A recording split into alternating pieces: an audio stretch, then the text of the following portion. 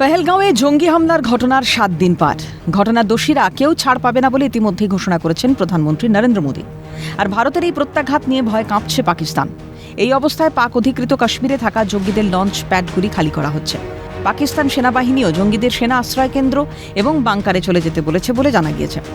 ভারতীয় নিরাপত্তা সংস্থাগুলি কিলসার্দি, দুদনিয়াল, আটমুখম, ঝুড়া, লিপা, পোটলি মন্ধার, নিকাল চমনকোট এবং জানকোট সহ বেশ কিছু লঞ্চ প্যাড চিহ্নিত করেছে, যেখান থেকে জঙ্গিদের স্থানান্তর করা হচ্ছে।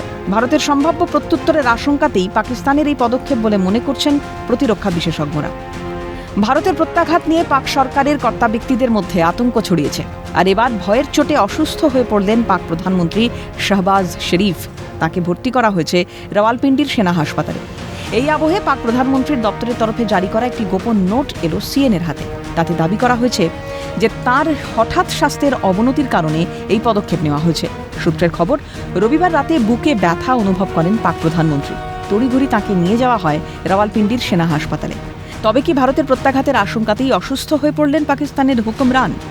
পেহেলগাঁওয়ের ঘটনার পর ভারতের বিরুদ্ধে পরমাণু যুদ্ধের হুমকি দিচ্ছিলেন পাক নেতারা, কিন্তু ভারতের সামরিক প্রস্তুতি দেখে তাঁদের এখন ছেড়ে দে মাকে দেওয়াচি অবস্থা। আর সেই জন্যই কি লড়াই শুরুর আগেই পাক সেনাবাহিনীতে ইস্তফার হিড়িক? ভারতের প্রত্যাঘাতের আশঙ্কাতেই কি বাংকারে গিয়ে আশ্রয় নিয়েছেন পাক সেনা প্রধান? প্রশ্ন আন্তর্জাতিক মহলের। ক্যালকাটা নিউজ।